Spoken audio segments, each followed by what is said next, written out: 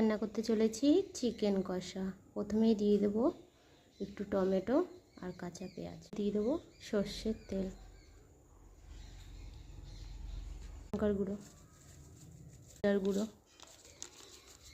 হলুদ গুঁড়ো, ভালো করে মাখিয়ে 15 মিনিট রেখে দেবো। গরম হয়ে গেছে, আলুগুলোকে ভেজে নেবো।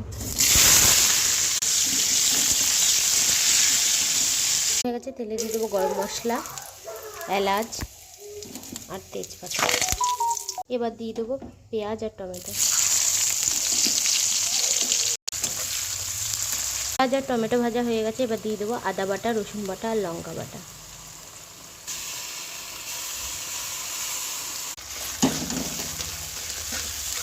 দিয়ে দেবো লবণ। মশলা কষে গেছে, এবার দিয়ে দেবো মাংসটা। চিকেন কষা রেডি।